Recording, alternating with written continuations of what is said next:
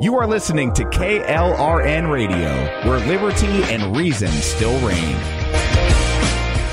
Hi, I'm Jay Farner, CEO of Quicken Loans, America's largest mortgage lender. Spring will be here soon, so if buying a new home is on your to-do list, right now is the time to call Quicken Loans. Learn about which mortgage options make sense for you and get a jump on your competition. With our exclusive Rate Shield approval, the low rate you lock today is protected for up to 90 days while you shop for your new home. With a Rate Shield approval, if rates go up, your low rate stays locked. But if rates go down, you get that new, even lower rate. Either way, you win. Talk to us today at 800-QUICKEN or go to rocketmortgage.com to take advantage. Here's another great reason to work with us. For a record 9 years in a row, J.D. Power has ranked Quicken Loans highest in the nation in customer satisfaction for primary mortgage origination. Again, to lock in today's low mortgage interest rate and get the security of our exclusive Rate Shield approval, call us today at 800-QUICKEN or go to rocketmortgage.com. For J.D. Power award information, visit jdpower.com. Rate Shield approval only valid on certain 30-year fixed-rate loans. Call for cost information and conditions. Equal housing lender. License in all 50 states. NMLS number 3030.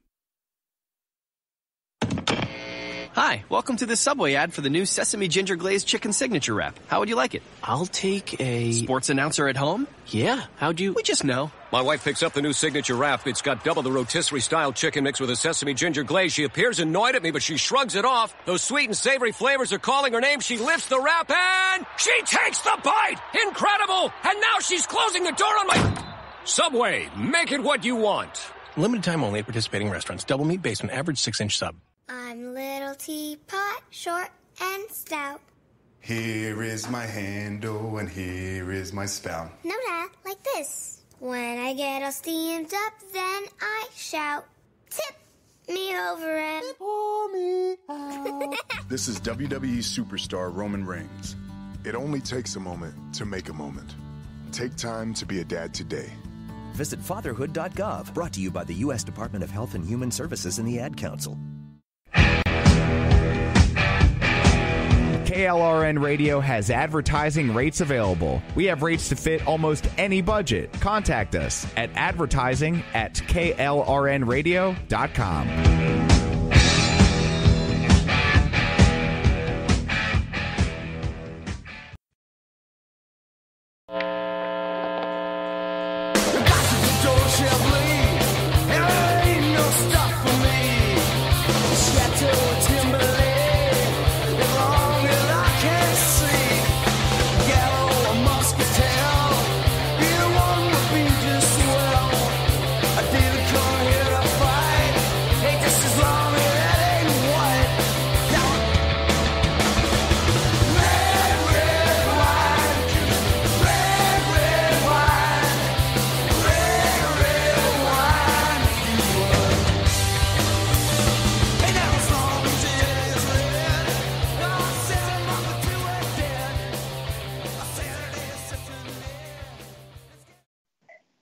Good evening, everybody. This is Stacey Lennox, also known as @ScottsFire on Twitter, and this is my first night sitting on the red couch with APL Mom. Hello. How are you? I am fabulous. I'm very excited. Remember, we told you last week we were adding hostesses to the show, and this is Stacey's maiden venture, so we're excited. Well, maiden venture on this show. Yes. Stacey had a very successful other show, so. And I still do. I also am on with the Loftus Party, also on KLRN during the week. So. Right, and tell them where you write for, where they can find your articles. I also write for The Resurgent and NOQ Report. So wonderful. Every once in a while, I mouth off there. Tonight, I'm really excited, especially since news just broke today, about the Israeli elections. And I feel like a little bit of deja vu because I talked to Joseph, I don't know what, maybe 4 months ago, Joseph? 5 months ago? Yeah, that sounds about right.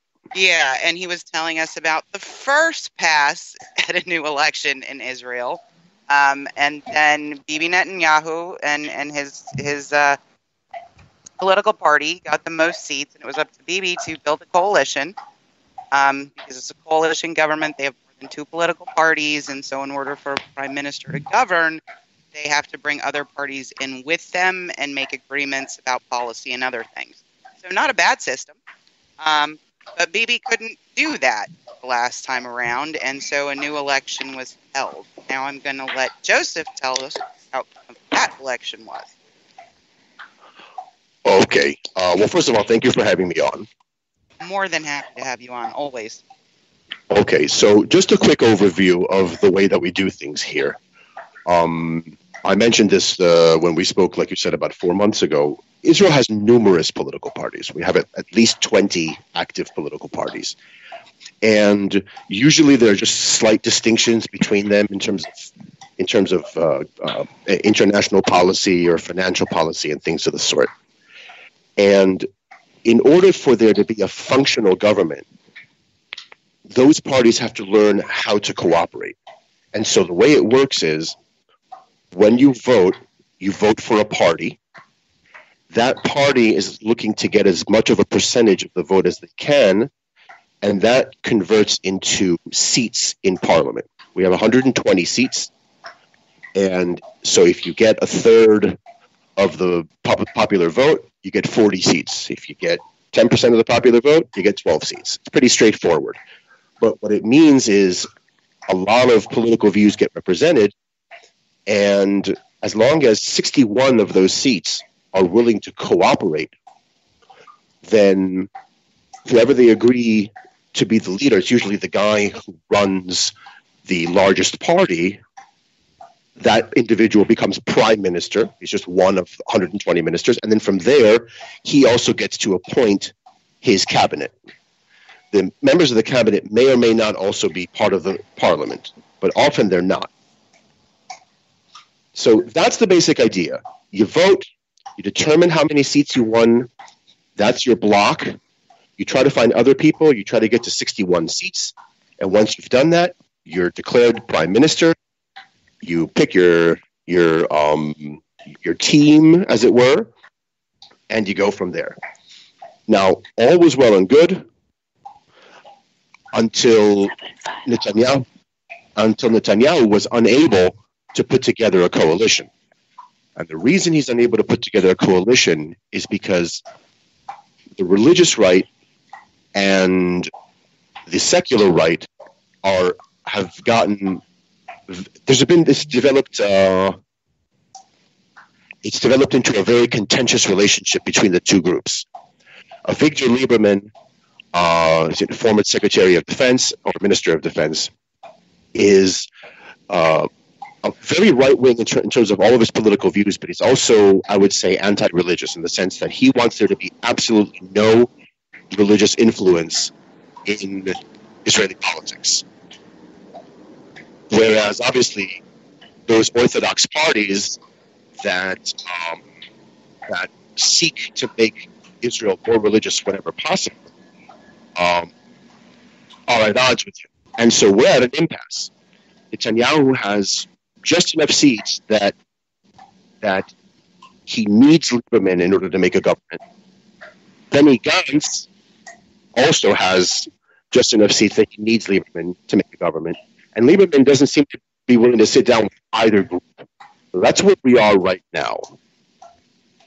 And so Lieberman would be, like, in American terms, what type of politician is he in terms of political ideology?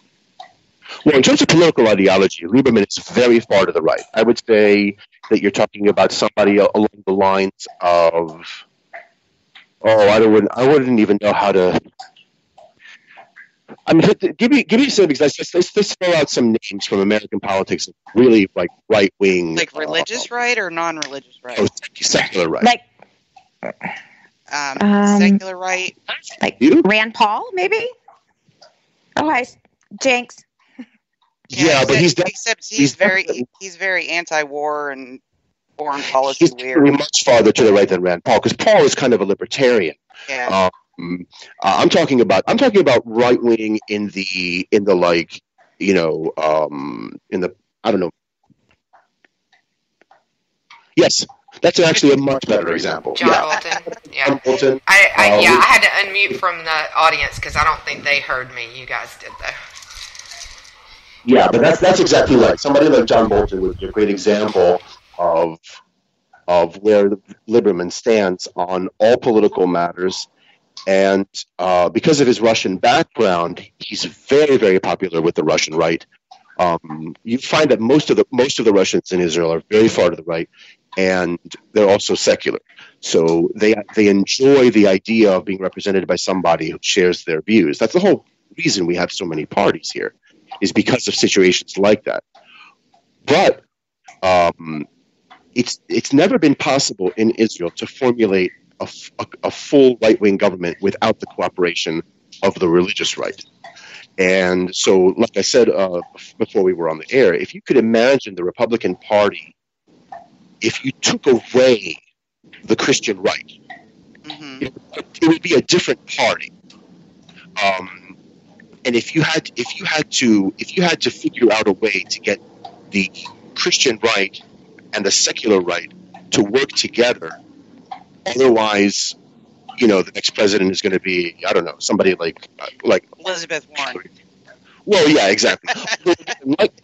Like I said, it's important to understand that Israel no longer has any functional left-wing ideologies. I mean, there's very, very few people left in Israel with what you guys are dealing with right now, like Elizabeth Warren or what's her name, that Cortez character, and we just don't have that here anymore. I mean, the Labor Party here is all but dead. I mean, there are some left-wing people, but I don't think they could put together more than about a 10 to 15 seat block between the radical. That's all. How can we make that happen here? That sounds awesome. Well, I think you need to be attacked all the time, and yeah, just have about 25 wars in a row, and you'll stop having your left wing real quick. The left wing will disappear. Okay, never mind. That makes sense. It does. Yeah. It does. Yeah. I'm saying that in order to clarify that, listen, Netanyahu took on a very intelligent strategy by painting Gantz as radically left wing. He's not radically left wing. He's not Elizabeth Warren or anything like that. He's just farther to the left than Netanyahu himself, with all due respect, isn't really that far to the right. I mean, you would never hear Netanyahu talking about a one-state solution with no Arabs in Israel. You would never hear. There's a party that with that party. You would never hear Netanyahu talk about total deregulation of the Israeli market. I mean, we forget that the right wing is more than just to bomb or not. Right, and Israel is not, by the same. Israel is not radically right wing. You get a really bad rap for that kind of thing. Like the way you treat the Arab people you treat them very well. Well, listen, there's always room for improvement. There are always things that can be made better. But I would say that if you compare the life of an average Arab citizen in Israel to that in Egypt or Jordan, you'll find that life is much, much better here. They have full voting rights, they have full legal rights, and they have full representation. They've got a 12-seat block in. I think it's 12 seats. It might be a little bit less, but at least 10 seats in Parliament. I mean, they're well represented. It's not as though their views aren't being heard. But I think it's fair to remember that there are a lot of things that disagree with conservative policy. Where Netanyahu falls a bit short. I mean, he has not pushed for any kind of real direction in a long time. So anyway, the point is, we basically have an election between far right, extremely far right. So figuring out how to settle this impasse, we're stuck because by Israeli law, if they can formulate another 5 weeks, you have to go to election again. So if they don't form a government in 5 weeks, then you have to go to another election? That's the system works there. Now, there's an important detail you have to know. Israel, like a lot of parliamentary systems, has a president. The president has very little significance from a political standpoint. It's mostly just for show. But one place where he does have influence is he gets to decide in situations like this which person gets first shot putting together a government. Okay. So he gets to make a decision. Okay, you can try first. Then it's on Netanyahu to put together some sort of a coalition somehow. But the only real solution that I can think of right now, other than elections, is for Netanyahu to go to Benny Gantz and say, let's do what's called a unity government. And a unity government basically means you and I will rotate positions over a 4-year period. So you get the prime ministership for 2 years, I get the prime ministership for 2 years, and we can rotate between the positions. If you're prime minister, then I'll be, Secretary of Defense, Minister of Defense, and then we'll switch. And we'll work together as a unified government. The problem is unity governments tend to fall apart pretty quickly because at some point they're going to disagree on some policy. But that's the only way to get Lieberman out of the story.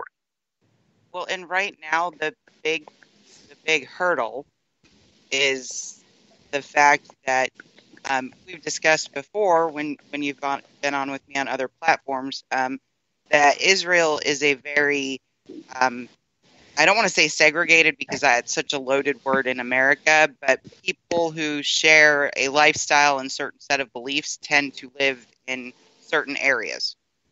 Yeah, in Israel, lifestyle is determined by geography. Anybody who knows the unwritten rules of the map knows that if you live in this city, it's because you're an Orthodox Jew.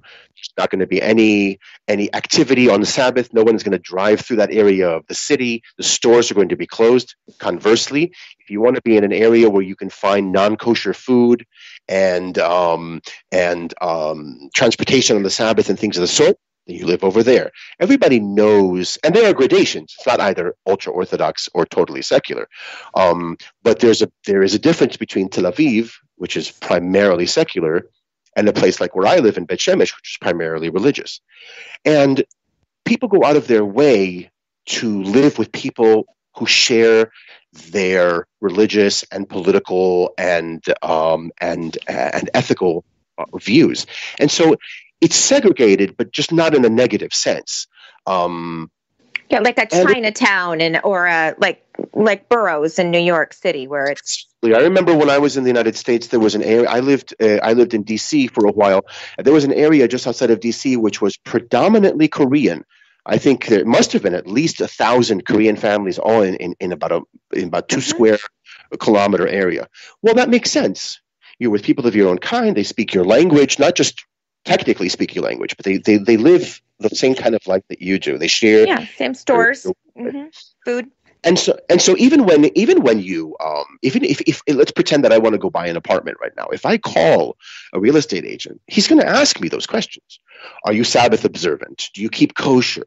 Would you prefer an area where there's no driving and activity at all on the Sabbath? Do you mind if it's a mixed community?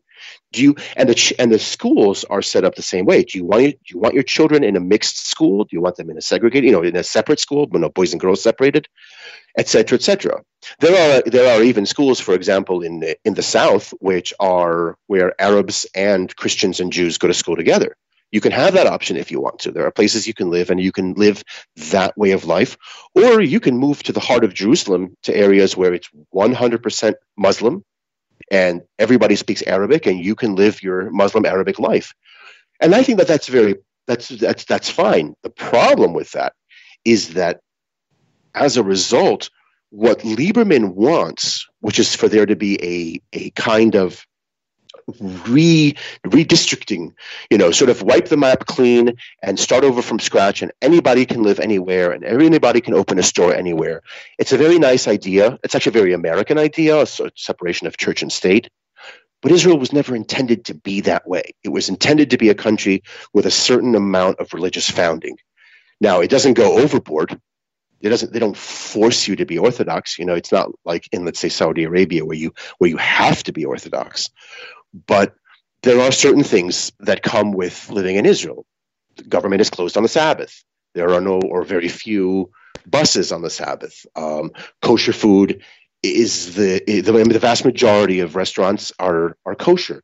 When Passover comes around, or even like right now is Rosh Hashanah, you can feel it. You can feel it everywhere you go. So what Lieberman is aiming to achieve is not only unrealistic, it's not even desirable to most of the people in the country. It's only desirable to his, let's say, block of 10 votes. Mm-hmm. But he has that block of 10 votes, and it's a big block. Right. 10 votes is a lot. When you need 61, 10 votes is a lot. And when Netanyahu and Gantz only have 30 something each, right? Again, Netanyahu is 32 and Gantz has 33. Well, another 10 is a massive difference. So one option is for them to work together, Gantz and Netanyahu. That would kind of be like if they decided, okay, we're going to get a just right of center Republican like Mitt Romney, and he's going to run with a just left of center Democrat, like I don't know who that would be, maybe even Joe Biden. Joe Manchin. Yeah. If you can imagine Joe Manchin and Mitt Romney run together on a dual party thing, they could probably get a lot of votes that way. True. But what they're trying to do here is Lieberman is trying to effectively hold the entire political platform hostage. And this isn't the first time he's done this. And it's one of the things that's made him distasteful in the eyes of a lot of people. But I have a suspicion, not being an expert in Russian society, but I have a suspicion that within the Russian world, that's considered perfectly normal behavior. In other words, as far as they're concerned, yeah, that's right. Keep pounding your fist on the table until you get what you want. He hasn't lost popularity among his constituency. He's just lost popularity among the rest of the country. Khrushchev's shoe. Say again? I'm not sure. I didn't. I said you said pounding your fist on the table is perfectly acceptable in Russian society. I said Khrushchev's shoe. Yes, exactly. That's the same sort of mentality. So look, I mean, a lot of people. I have to say personally, when I look at Lieberman's platform, I agree with him on most things. I mean, as right wing politicians go, I share most of his ideas. I'm not vehemently anti-religious. I mean, I'm not the most orthodox guy out there, but I don't think I think he takes that too far. I think he uses that to distinguish himself from the rest. Otherwise, he's just another guy on the right. But the problem is that right now we have no real option other than a coalition government or a third election. Now, and the third election is likely to present you with the same problem. We're likely to end up with the exact same results. And theoretically, this could go on in perpetuity. Obviously, until it's settled, Netanyahu would continue to be prime minister. So this doesn't hurt him. Mm-hmm. Continue to operate as prime minister until he's unseated. And so, as far as he's concerned, let them go to a third, have a 12th one. Who cares? However, it's important to bear in mind that we're also looking at possible indictments against Netanyahu, and regardless of whether they're well-founded and justified, the fact is that they are there. And so one of the ideas that's being floated is that Netanyahu would voluntarily step down if indicted in exchange for no prosecution. Now, again, I have no way of knowing how serious that idea is. It's an idea that I've heard in the streets, so to speak. It's something we've spoken about, I've spoken about it with colleagues of mine. It's an idea. You step down, and we don't bother you on any legal. Now, again, there obviously the question becomes: does Netanyahu have anything to worry about with these indictments? He certainly has stated that he's not done anything wrong. Very much in the way that the Donald Trump, Robert Mueller situation played out. If it plays out like that, then obviously Netanyahu has nothing to worry about. But I haven't dug deeply enough into the cases to know whether there's a case there, even if it's based on, shoddy prosecutorial techniques and things of the sort. Things I'm also not an like a dossier, Exactly. Or things like a third-person whistleblower report about there you go. That's been our day-to-day, Joseph. I found that to be very, very strange. It's been our last 3 years. There's a question in the chat room: if he's indicted, does he have to leave office, or is he disqualified for office? Okay, so as of right now, the way Israeli law works, if he's indicted, he could not operate as prime minister. What they're offering is something like a unity government in which he's prime minister for 2 years. They kind of hold off on the indictments, and even if they go forward with them, he'll be allowed to continue to the end of that 2-year period, and then voluntarily step down, not be prosecuted, and Gantz can take over. So that's one proposal. In the event something like that happens, being from the United States, we're very, very egotistical and narcissistic, Joseph. Yeah. So between Bibi Netanyahu and a Gantz, would you see anything, and we've only got about 3 minutes left, but would you see anything fundamental changing about the Israeli-U.S. relationship or the Israeli position in terms of, the Palestinian question? Would any of those things fundamentally change? That's a great question. I've looked into Benny Gantz, and I think, like many military generals, he's, because he was chief of staff. I mean, he's as high up as you can go. They always tend to end up a little bit farther to the left. I think a lot of that has to do with just seeing too much bloodshed. Or fatigue. It certainly would not affect U.S.-Israeli relationship. It's not as though Gantz has any kind of anti-American sentiment or anti-Trump sentiment or anything of the sort. So it would certainly not negatively affect U.S.-Israeli relationship. It might make the Palestinians a little happier, but at the end of the day, he's not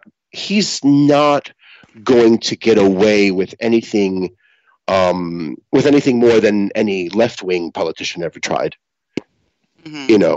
So I mean, that's another intractable situation. At the end of the day, the best offer that the Palestinians were ever going to get, they got years and years ago, and they turned it down. Exactly, and that was Rabin. He's never going to give an offer even close to what Rabin gave. So, their best days are their best hope is behind them, which is just a failure in terms of their leadership, to secure something. But I can't see. Plus, remember, if Gantz, at the end of the day, Israeli society is not willing to give up much more than they already have, and so if Gantz takes things too far to the left, his coalition government can also fall apart. Okay, well. We will certainly stay tuned, and as this continues to evolve, Joseph, we would love to have you back. You are always one of my favorite people to talk to. Oh, that's so nice of you. I would be happy to. Yeah, I mean, it's an ongoing saga in Israel, but that's part of the way politics work. Well, the old joke: if there are 2 Jews in the room, then there are 3 opinions. Well, so we appreciate you. We appreciate you staying up so late. What time is it there now? Actually, I think he got up early. Oh, up early, yeah. Yeah, I went to bed at 10:30, and I got up at 3:30 and had a cup of coffee, and then joined you guys. So it's about 4:30 a.m. right now. Well, thank you so much. We appreciate it. Yeah, very much. Very informative. Thank you. You can go back to bed. Okay, Joseph, quickly, where can they find you on Twitter? It's at RABBI224. Thank you so much. My pleasure. Take care. All right, we're going to take a quick break, and then we'll come back, and we're going to talk about the craziness going on with the impeachment. Get up, get your man above the red wine. Get up, get your man above the red wine. I can't get up out of bed with this crazy feeling in my head. I said, get up, get your man above the red wine. Get up, get your man above the red wine. Oh, get up, get your man above the red wine. My son was in the Army back during Desert Storm, but even then he wanted an MBA. He looked at a dozen schools, but only one offered the online education and flexibility he needed while he was in a tent in Iraq, Grantham University. Turns out that Grantham's been delivering affordable, relevant college and advanced degrees for over 65 years. Heck, if they can deliver a quality education to a soldier in a tent overseas, think about the flexibility Grantham can offer you so you can earn your degree too. It doesn't matter how complicated or full your life is, if getting a degree is on your bucket list, you'll want to do what my son did. You'll want to call Grantham. Find out how easy it is to get started on your education so you can check that college degree off your bucket list. Call Grantham right now, 800-910-1370. That's 800-910-1370. Flexible, affordable, relevant. Call 800-910-1370. Tired of paying outrageous prices for Viagra? Well, we have great news for you. Now you can finally get Viagra at huge discounts. Healthy Man allows you to save up to $500 on Viagra. Why pay U.S. pharmacy prices of $15 per pill or more when you can get Viagra for less than $3 a pill? Call today and get 40 Viagra pills for only $99. This can cost as much as $600 at your local pharmacy. You can't afford not to call us. If you want Viagra at the lowest prices, never pay $15 a pill pharmacy prices again. Get Viagra for less than $3 a pill. Call 1-800-516-7602 today and save up to $500 and get 40 pills for just $99. Healthy Man is fast, easy, and affordable. Operators are waiting at 1-800-516-7602 to take your call right now. Call 1-800-516-7602. That's 1-800-516-7602. Again, 1-800-516-7602.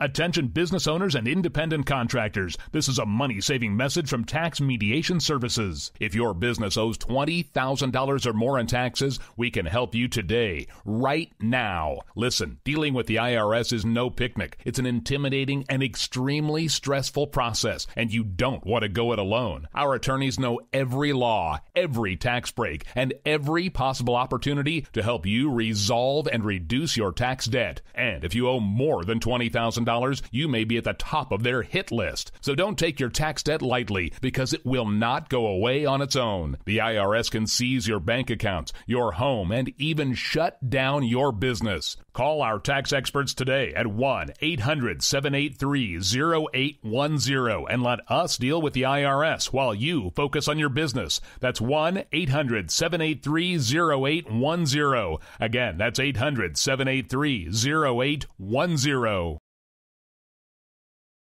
Get up, get your man above the red wine. Get up, get your man above the red wine. I can't get up out of bed with this crazy feeling in my head. I said, get up, get your man above the red wine. Get up, get your man above the red wine. Get up. All right, welcome back. That was a fabulous segment. I have listened to Joseph on Stacy's show that she previously had, and he's always fascinating. Just always. It's amazing to me how different but alike we are with Israel. Don't you think, Stacey? I think so too. What was weird to me about most of that is it sounds like this Lieberman, this pretty far right guy, is actually trying to take people's freedoms to associate and live as they please away, which I just think is terrible. So yeah, it is interesting, isn't it? Yeah, because you would think more secular would be kind of live and let live, but it actually sounds the opposite. Yeah, because culturally, it's just very different. I mean, he always says Israel's very segregated, and I try to explain it better than that because that's such a, like I said, loaded term here. But, right. People live with their community who lives the way they live, and they have their own kind of set of societal, this kind of societal agreement or bargain, and it works very well. So I think disrupting that would be wrong. Well, okay, so we would need to start talking about the craziness that happened today. I mean, that's it's insane. Anybody else in the world looking at this country, I'm sure things were crazy. I mean, just completely crazy. So the left tried Russiagate, collusion, obstruction, all that stuff. It didn't work. They were all excited about Mueller coming out and testifying, and that just fell flat on their face. And so now we have Ukraine Gate.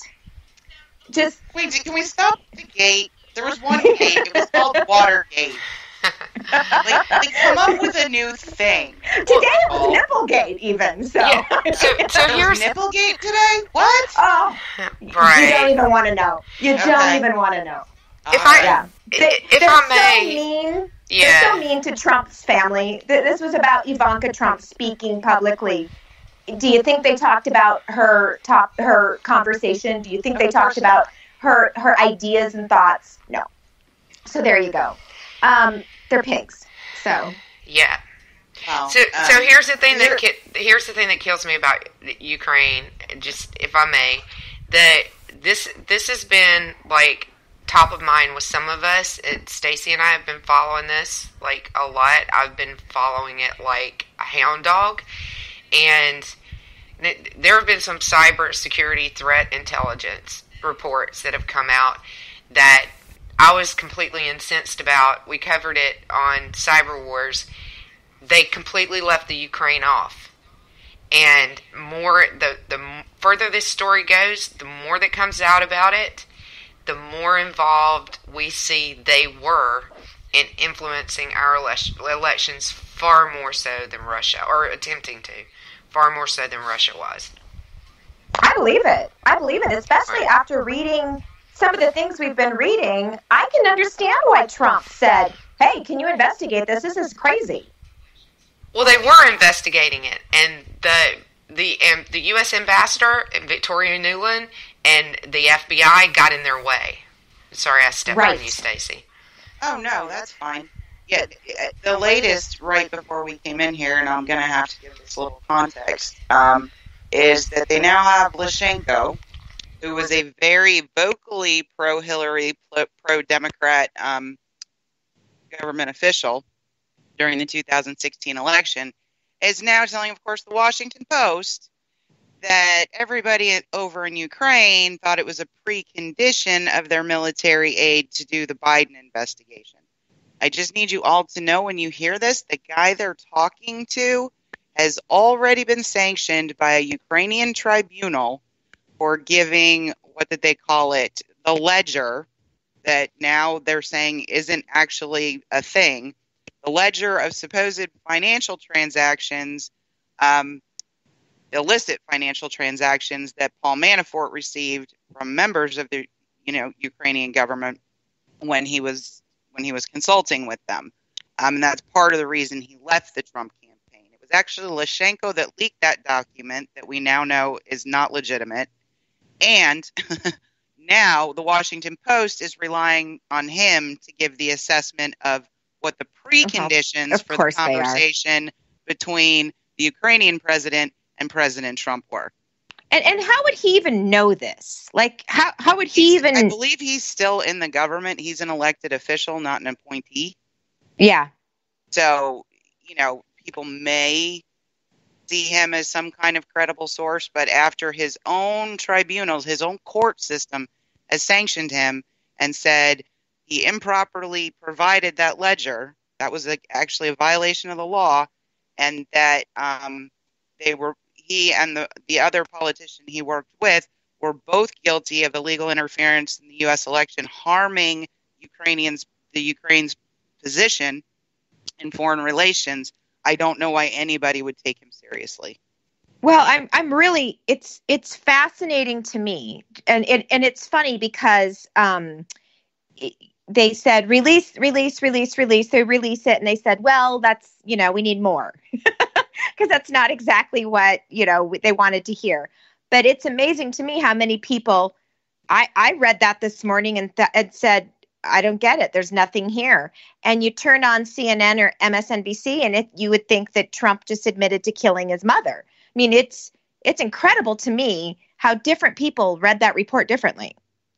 Okay, well, here's what I will tell you.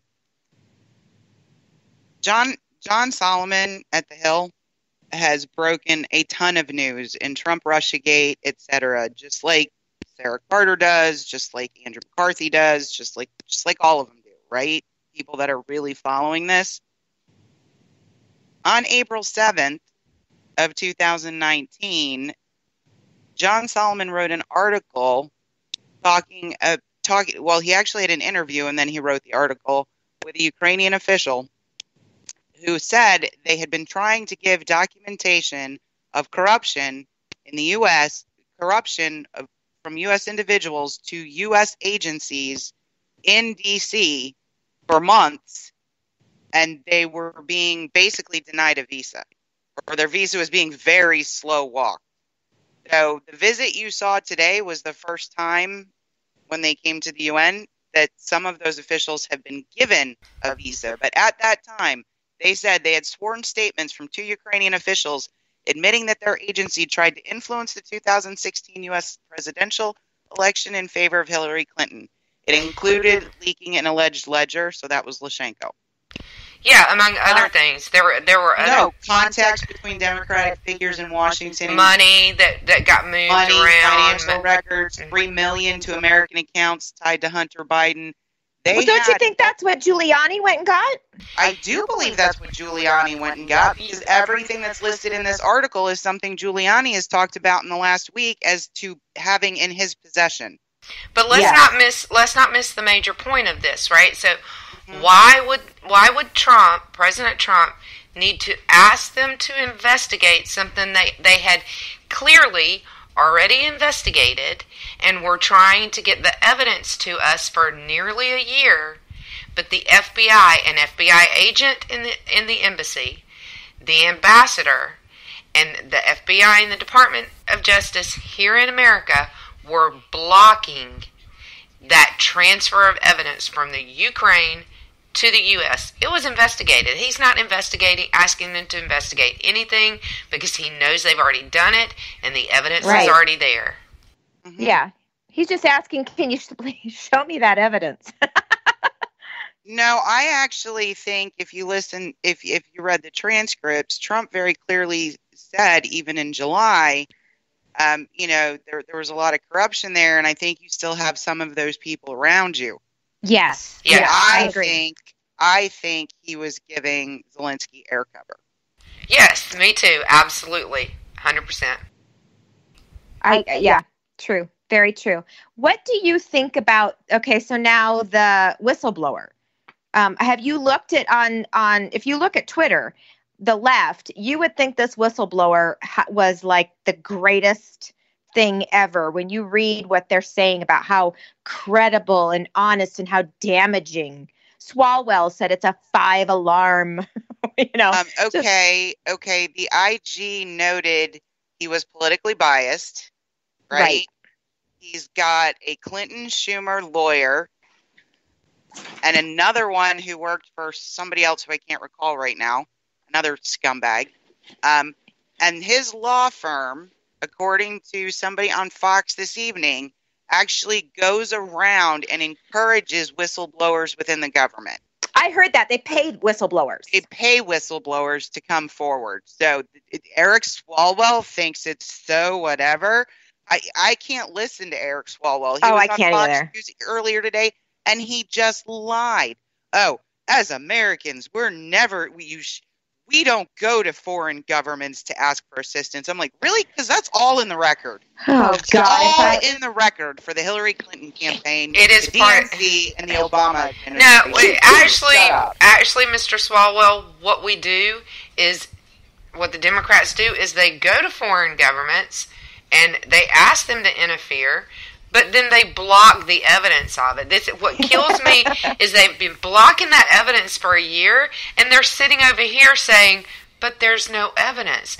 No, there's no evidence because you've been blocking it for a year. Right.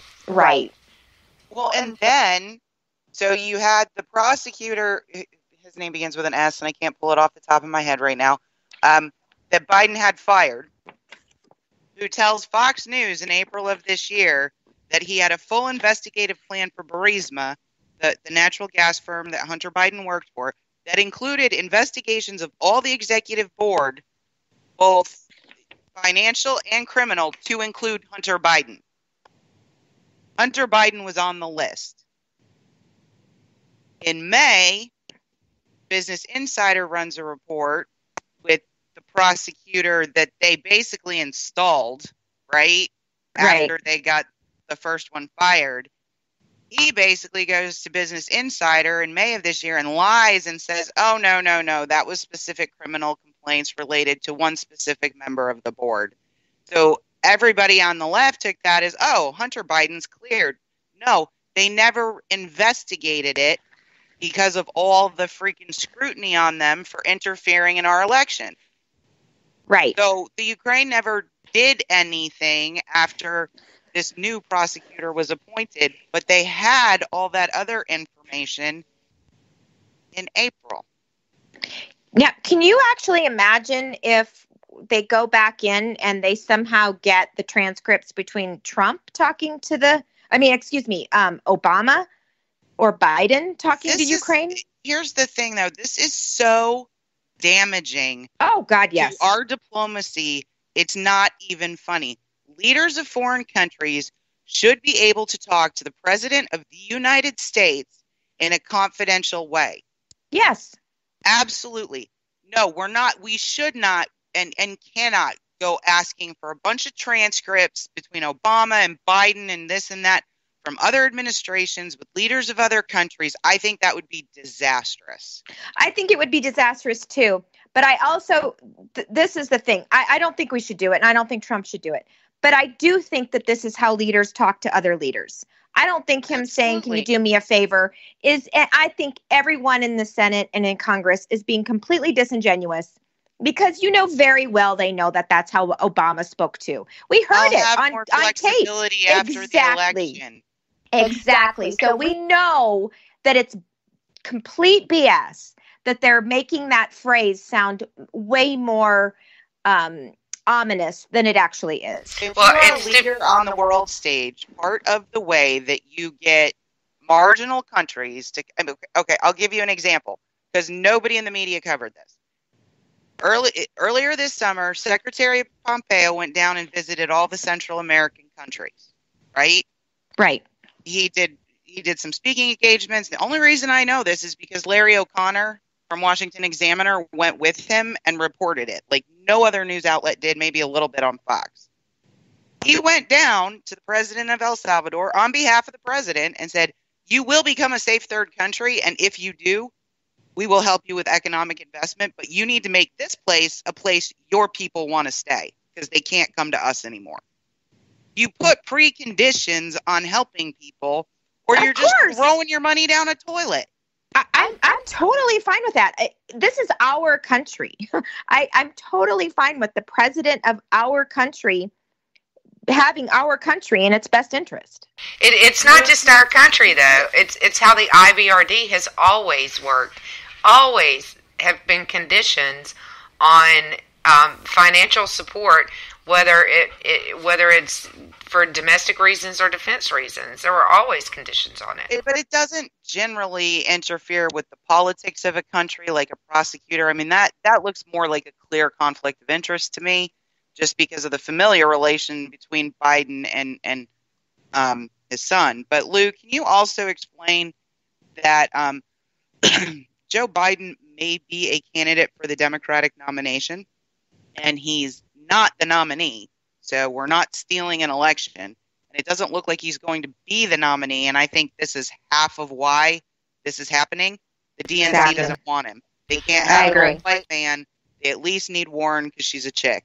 Well, you want me to talk about the presidential responsibility thing? The presidential Article 2 responsibility. Well, okay, so beyond there's a primary in there. How many candidates are left in the primary field? 20. Okay, so Biden is one of 20 in a primary field. He is not Donald Trump's political opponent. He may be politically opposed to Donald Trump, but he is not his political opponent at this point. However, he is a former vice president. He's a former vice president who is suspected of and accused of and has been investigated for corruption. Corruption not of like Spiro Agnew, $10,000.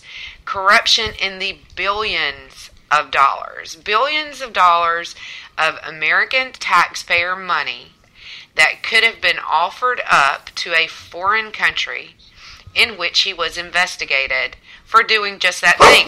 And millions of dollars that were moved out of that same country and into the hands of his son. So not only did he use his influence to make money for his son, he used American taxpayer dollars, and he also used the same to get his son potentially off of some pretty serious charges in that country. If the president of the country now, whoever it is, Donald Trump, or if it were Hillary Clinton, if they did not ask about those charges, that investigation, and request the evidence, or that the investigation be followed through on, it would be a dereliction of their duties under Article 2, Section 3, where it says they will ensure that the laws of the nation are faithfully executed. It is not a faithful execution of the laws of this country for the FBI to block the evidence of corruption that implicates Joe Biden or his son. How'd I do, Stacey? You did very good. And in addition to that, Trump doesn't have to offer Zelensky anything because we have an agreement with Ukraine, a mutual aid agreement in criminal investigations. It was signed during the Clinton administration. That is how CrowdStrike found out that the server in Ukraine had once had Hillary Clinton's deleted emails on it, but then they were deleted from that server, because here is how it works. If you have a mutual aid agreement for investigations with another country, you can request digital evidence off of devices in that country, and they will send them to you. CrowdStrike would have never gotten that image, and I'm guessing a little bit here because I know how it works. But my guess is CrowdStrike would have never gotten the image from Ukraine to find those emails, which is something that Hillary probably wanted them to do. And then when they found what they found, maybe they weren't so happy that they found it, but they would have never gotten that had there not been a mutual aid agreement to get that image of that server with those. And I told you, it was metadata in Slack space, which means it's deleted, but it's not deleted. You always hear, well, you can delete something, but it's never really deleted. It was one of those situations. So that's how CrowdStrike got that information, that her emails were on a Ukrainian server. Well, I just want to ask you guys something quick. What about in May 2018, when Menendez, Durbin, Murphy, Leahy, they all all wrote this letter. I mean, I guess I don't understand. They were asking to investigate into Trump for basically the same. No, you have to look at that in the context of our mutual agreement for criminal investigations. So there was, and there was an actual investigation going on, even though it wasn't criminal, it was counterintelligence. So they could have been leveraging that agreement to get Ukraine to cooperate with Mueller. The more disturbing one is Chris Murphy going over and saying Democrats in Congress won't be as inclined to vote for your aid if you don't knock this crap off about Biden. Right. They said the Ukraine we enjoyed bipartisan support for its U.S. aid, but that could be jeopardized if the new president acquiesced to requests by Trump's lawyer Giuliani. Mm-hmm. Which just shows how worried they were. Senator. This is how cynical these people are. How cynical and dishonest. But here's the bigger thing that actually concerns me about the whole Biden thing, right? I view China as just as a bigger threat than Russia and Ukraine. Oh, yes. All right. Biden's son got a $1.5 million investment into his hedge fund. Joe Biden basically ignored the islands the Chinese are building in the South China Sea so that they can close all the shipping lanes. Okay? You said million. I know you meant to say billion. It's billion. No, billion. Billion. I'm sorry. Yeah. I'm sorry. It makes me ill. Okay? So if you think China isn't motivated to get Trump, who's holding them accountable for just being who they are, dishonest, manipulating their currency, exactly, screwy about trade. If you think China isn't very motivated to see a Democrat back in the White House, you're crazy. They're the ones we should be terrified of. Oh, I totally agree with you, but I think I'm fine with them investigating all of it. I have no problem with them releasing the whistleblower and talking about all of this and really looking at what Trump did, because I don't want Trump to be doing something illegal either. But I think it's completely disingenuous to pretend like his comments are somehow, what did they say? He's a mob boss. Yeah. Okay. And the other thing you're also hearing, which is just driving me nuts, we don't know if that was that was actually what was said on a call. Right. Really great girl went on Tucker tonight. I encourage you to go out and look at the segment. She actually worked in the White House and did the work on presidential calls. These things are not done by one person. You would have to have such a conspiracy among bureaucrats in the government who are not presidential appointees to pull off any manipulation of that transcript that you'd find out about it in less than a half an hour. Right. I mean, we have the leakiest White House right now that has ever existed. So you couldn't even do it. Now, speaking of what you just said there, the leakiest White House, do you think that whoever comes forward and what they say is going to give some inclination on who the leak is? I think the leak, you have to understand Jeff Sessions launched a huge leak investigation, and there's a couple of different ways you investigate leaks. One is to only tell one person something and see where it comes out. Right. So either the White House fed this to this particular individual purposefully, or this person heard it from a leaker within the White House. But yeah, I think you're going to start to see some prosecutions for that kind of behavior, hopefully in the near term. I said to Lou today, it feels like something is coming between the Durham investigation, the IG investigation, the old leak investigation, the now information Giuliani has from the Ukraine. Something is going to start to become very obvious. I completely agree. Me too. Well, I think we're almost at the top of the hour. I thought the talk tonight was fascinating. Thank you, Stacey, for coming on the Red Wine. I think that it's going to be fabulous having you as a part of us, we just call Lou. it The View, but smart. Yeah, exactly. The View, but smart and rational. So again, you can find me at APL Mom on Twitter. And you can find Stacy at Scottspire.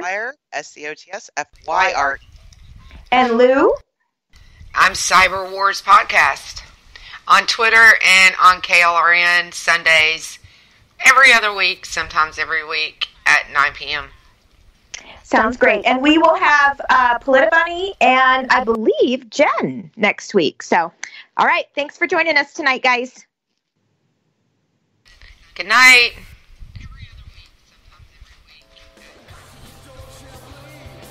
Are we done?